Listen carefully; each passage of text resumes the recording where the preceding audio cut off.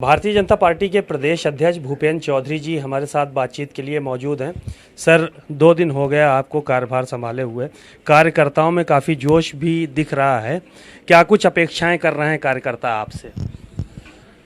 बड़ा राज्य है, हमारे संगठन के 98 जिले हैं और भारतीय जनता पार्टी का संगठनात्मक ढांचे में बहुत बड़ी संख्या में हमारे कार्यकर्ता हैं।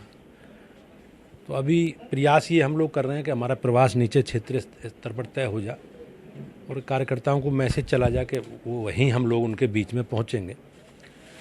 तो अभी हम लोग उसे कर रहे हैं और मुझे आशा है कि हम सब लोग बहुत जल्दी इस क्रम को बदल कर नीचे तक जाने का कार्यक्रम शुरू करेंगे। तो यहाँ संख्या आना जाना, लोग मिलने जुलना कम हो जाएंगे।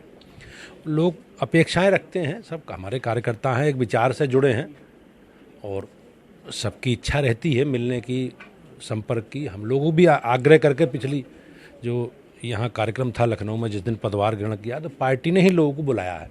तो कुछ लोग यहाँ रुके हैं, उस दिन बात हो गई थी, कुछ लोग नहीं मुलाकात हो पाई, आज मिल रहे हैं।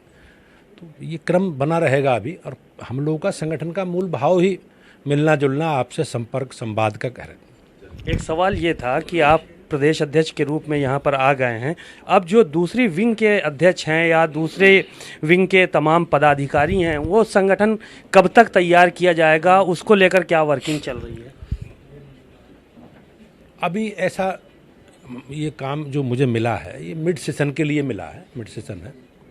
और स्वतंत्र देव जी के जो शेष बचा कार्यकाल है उस तक मैं पूरा करूँगा। बाकी जब संगठन की रचना होगी नई और उसमें नए संगठन का गठन। सर, वही चीज़ है कि कब तक शुरू होगी नए संगठन की रचना? अब ये केंद्रीय पार्टी को तय करना, लेकिन मुझे जितने जानकारी है या मुझे जितना थोड़ा बहुत है, तो मुझे ऐसा लगता है जनवरी फरवरी तक माननीय राष्ट्रीय अध्यक्ष जी का कार्यकाल है।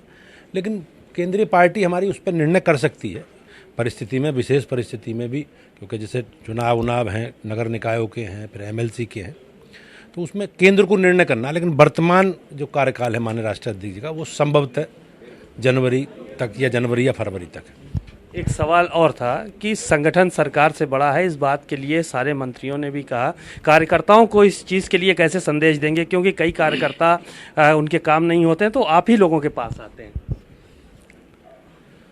देखो, संगठन ही सरकार बनाता है। हम लोग की विचारधारा का जो राजनीतिक क्षेत्र में प्रवेश हुआ वो 1951 में जनसंघ के रूप में हम लोग बने और हमने वो एजेंडे तय किए, उनके आधार पर हम लोग प्रारंभ में चुनाव लड़ते थे। और पहली बार माननीय नरेंद्र मोदी जी के नेतृत्व में 2014 में केंद्र में सरकार बनाने का अवसर मिला।